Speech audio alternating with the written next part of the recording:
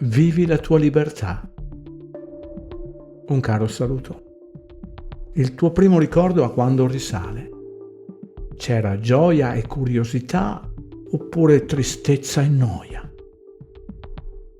Tristezza e noia non esistevano. Sono stati d'animo che abbiamo scoperto avanti nel tempo. L'amore verso chi ci ha regalato la vita è stato uno dei primi sentimenti che abbiamo imparato senza che ce lo spiegassero. Le prime favole che ci hanno raccontato finivano sempre col bene che trionfava.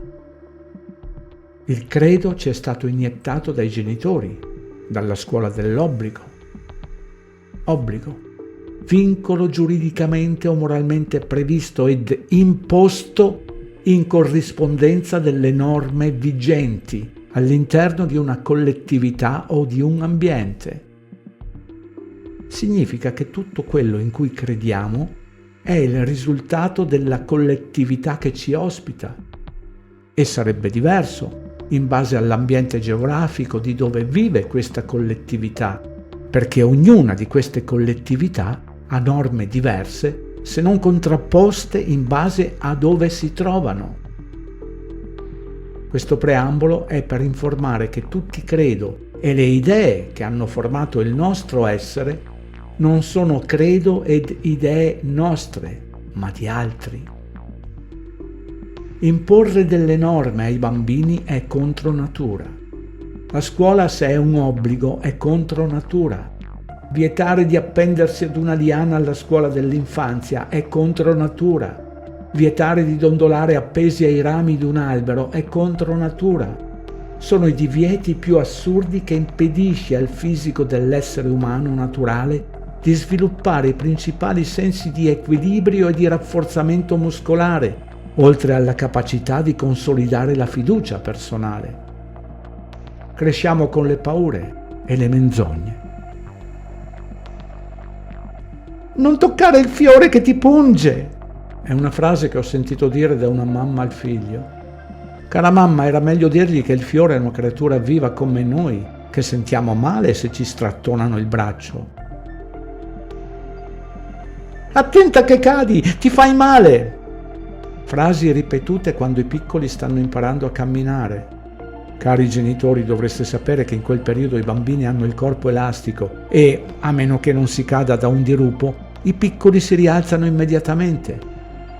Ovvio che non lo sappiamo perché siamo cresciuti con la paura e viviamo con la paura. Il terrore che la società ci inietta quotidianamente fin dal primo minuto in cui apriamo gli occhi perché dobbiamo prendere visioni dei trend, delle notizie globali, paura della guerra, della malattia, del meteo, dei crimini, del rincaro dei prezzi, del posto di lavoro, eccetera, eccetera, eccetera. Molti sono cresciuti nella rete. Rete, intreccio di fili annodati fra di loro a maglie più o meno fitte che nell'accezione più comune richiama la funzione di cattura, alla quale in senso figurato si associa quella di insidia, di allettamento, di lusinga. Volenti o nolenti il sistema ci vuole trasformare tutti in zombies.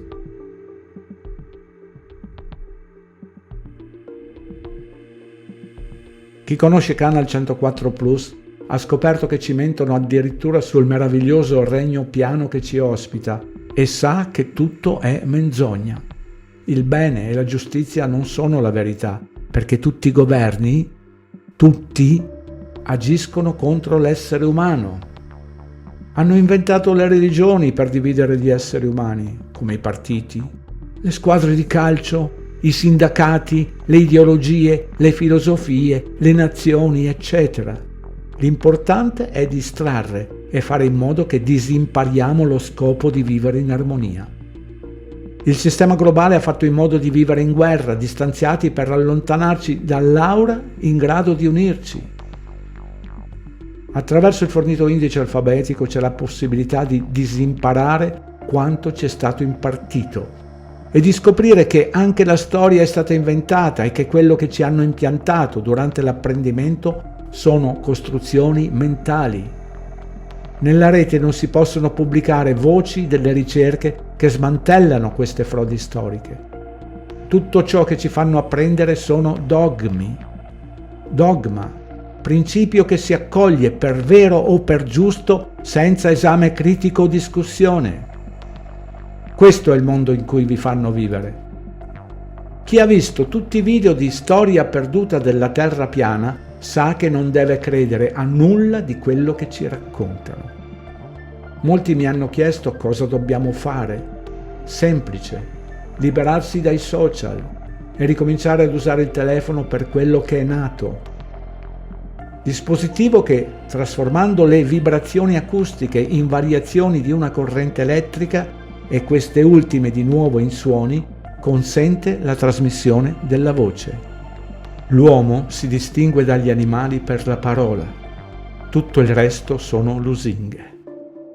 Grazie di aver ascoltato fino alla fine.